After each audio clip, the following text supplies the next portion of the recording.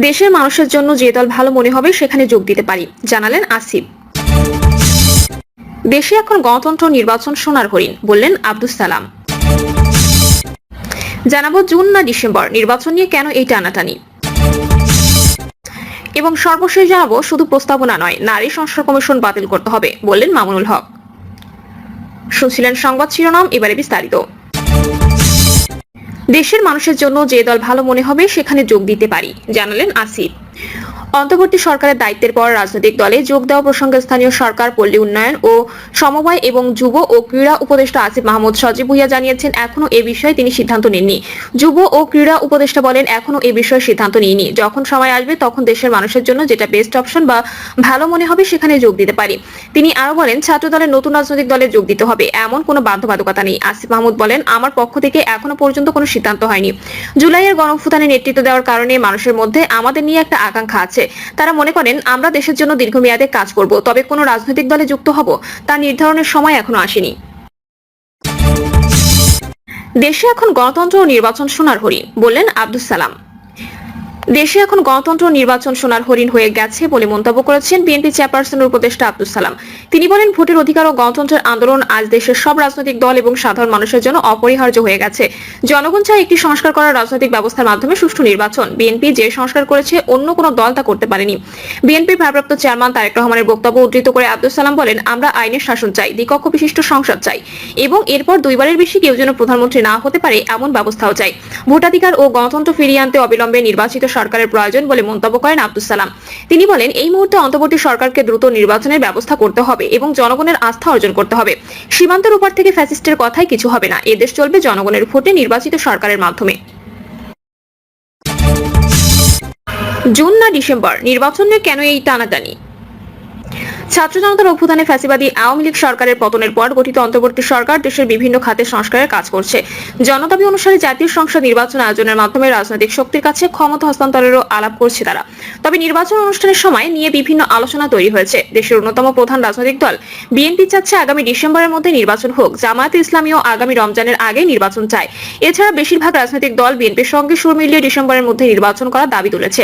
বামপন্থী দলগুলো দ্রুত নির্বাচনের দাবি জানাচ্ছে। জুলাই অভ্যুত্থানে নেতৃত্ব দেওয়া সংগঠকদের নিয়ে গঠিত নতুন দল জাতীয় নাগরিক পার্টিও বলছে ফ্যাসিবাদের নেত্রী শেখ হাসিনার বিচার সহ তাদের দাবি পূরণ হলে যে কোনো সময় নির্বাচনে তারা রাজি। অন্তর্বর্তী সরকার বলছে নির্বাচন হবে ডিসেম্বর থেকে জুনের মধ্যে। প্রধান উপদেষ্টা অধ্যাপক ডক্টর মোহাম্মদ ইউনূস থেকে শুরু করে অন্য উপদেষ্টাদের মুখেও এমনই কথা উঠে আসছে। যদিও নির্বাচন কমিশন বলছে তারা ডিসেম্বরের মধ্যে নির্বাচনের জন্য প্রস্তুতি নিচ্ছে। বিএনপি মনে করছে অধ্যাপক ডক্টর মোহাম্মদ ইউনূসের নেতৃত্বে আগস্টে গঠিত অন্তর্বর্তী সরকারের বয়স প্রায় 9 মাস পার হতে চললেও এখনো জাতীয় সংসদ নির্বাচনের সুনির্দিষ্ট রোডম্যাপ দেওয়া হচ্ছে না।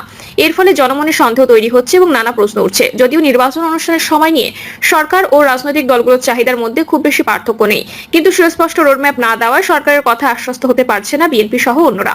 নির্বাচন বিলম্বিত হলে ষড়যন্ত্রের সুযোগ পাবে পতিত ফ্যাসিবাদ। বিএনপি নেতাদের যুক্তি রোডম্যাপ না দেওয়ায় নির্বাচন বিলম্বিত হওয়ায় আশঙ্কা রয়েছে। নির্বাচন বিলম্বিত হলে দেশে অস্থিতিশীল পরিস্থিতি তৈরির সংখ্যা বাড়বে এবং রাষ্ট্র পতিত ফ্যাসিবাদের ষড়যন্ত্রের কবলে পড়বে।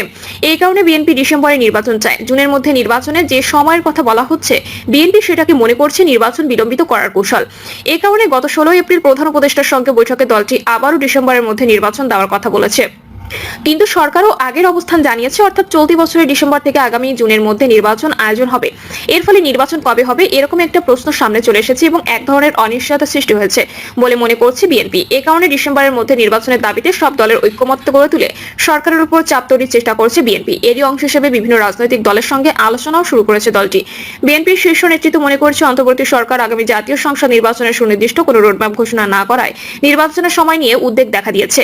তাদের অভিযোগ নির্বাচনের তারিখ সম্পর্কে সরকারের পক্ষ থেকে স্পষ্ট দিক নির্দেশনা না থাকায় নির্বাচন নিয়ে জনগণের মধ্যে সন্দেহ সৃষ্টি হয়েছে। বিএনপির স্থায়ী কমিটির সদস্য সালাউদ্দিন আহমেদ বলেন গত 15 বছর আমরা লড়াই সংগ্রাম করেছি। আওয়ামী ফ্যাসিবাদের অবসানের পর জনগণের প্রয়োজনে নির্বাচন জরুরি। দেরিতে নির্বাচন হলে সমাজে বিশৃঙ্খলা আরো তীব্র হবে, জনগণ হতাশ হবে। তিনি বলেন প্রয়োজনীয় সংস্কার শেষে নির্বাচনের দিকে যাওয়ার অভিপ্রায় আমাদের ছিল। দুঃখজনক হলেও সত্য, গেল 8 মাসের সংস্কার প্রক্রিয়া যেভাবে এগোনোর কথা ছিল সেভাবে এগোয়নি। এটিকে দীর্ঘসূত্রিতা এবং আমলাতান্ত্রিক জটিলতার মধ্যে ফেলে দেওয়া হয়েছে। ফেব্রুয়ারির পর থেকে ছুটির ফাঁদ আবহাওয়া চ্যালেঞ্জ রাষ্ট্রের নিয়মিত কার্যক্রম, ক্যালেন্ডার আর আবহাওয়ার গতিবিধি অনুসারে চলতি বছরের ডিসেম্বরে যদি নির্বাচন না হয় তাহলে আগামী বছর নির্বাচন করতে গেলে বেশ কিছু সমস্যার মুখোমুখি হতে হবে। আগামী বছরের রমজান শুরু হবে মধ্য ফেব্রুয়ারিতে, চলবে মধ্য মার্চ পর্যন্ত। এরপর থাকবে ঈদ উল ফিতরের ছুটি। এপ্রিলে এসএসসি পরীক্ষা হওয়ার কথা আছে। এই সময় নির্বাচন হলে পরীক্ষা পেছাতে হবে, যা স্বাভাবিক শিক্ষা কার্যক্রমকে ব্যাহত করবে।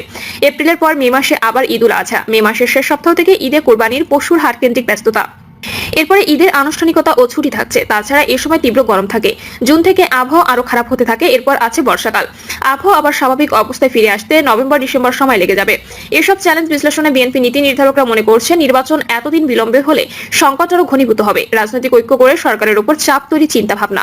দলীয় সূত্রগুলো বলছে বিএনপি দীর্ঘদিন ধরে ডিসেম্বরের মধ্যে নির্বাচনের দাবি করে আসছে, কিন্তু সরকার বিষয়টিকে বা বিএনপির দাবিকে গুরুত্ব দিচ্ছে না বলে নীতি নির্ধারকরা মনে করছেন। বরং নির্বাচনের সঙ্গে সংস্কারের শর্ত জুড়ে দিচ্ছে সরকার। এতে নির্বাচন নিয়ে কালক্ষেপণের মতো পরিস্থিতি তৈরি হওয়ায় লক্ষণ প্রকাশ পাচ্ছে। এই কারণে নির্বাচন নিয়ে দলটির সংখ্যা তৈরি হচ্ছে। এই আশঙ্কা থেকে ডিসেম্বরে নির্বাচনের জন্য রাজনৈতিক দলগুলোর ঐক্যমত গড়ে তোলার সরকারের উপর চাপ তৈরি চিন্তা ভাবনা করছে দলটি। এই ইস্যুটি নিয়ে সমমনা বিভিন্ন দল, বিএনপির সঙ্গে যুগপৎ আন্দোলনে থাকা দলগুলো সহ বিগত সরকারের বিরুদ্ধে যেসব দল আন্দোলনে অংশ নিয়েছিল তাদের সঙ্গে আলোচনা শুরু করেছে তারা।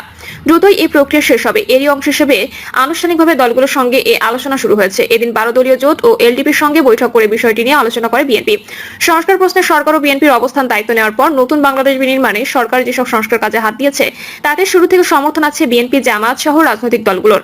সরকার বলছে রাজনৈতিক দলগুলো ছোট পরিসরে সংস্কার চাইলে নির্বাচন ডিসেম্বরে হতে পারে, তবে বৃহত্তর পরিসরে হলে আগামী বছরের জুনে নির্বাচন অনুষ্ঠিত হবে। আর বিএনপি সহ দলগুলো নির্বাচনের জন্য প্রয়োজনীয় সংস্কার শেষে ভোট আয়োজনের কথা বলে আসছে। বিএনপির হাইকমান্ড বলছে নির্বাচনের জন্য যতটুকু সংস্কার প্রয়োজন তা দ্রুত করে ফেলা সম্ভব, ফলে নির্বাচনও দ্রুত করা সম্ভব। সংস্কার একটি চলমান প্রক্রিয়া।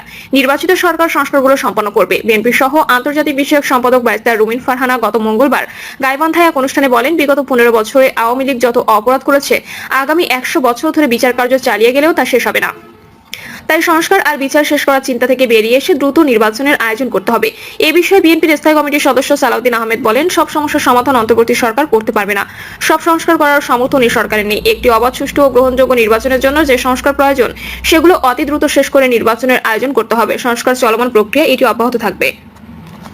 প্রিয় দর্শক, এই ছিল এখনকার সর্বশেষ সংবাদ। আপডেট সব সংবাদ পেতে চ্যানেলটি সাবস্ক্রাইব করে বেল আইকনটি ক্লিক করে রাখুন।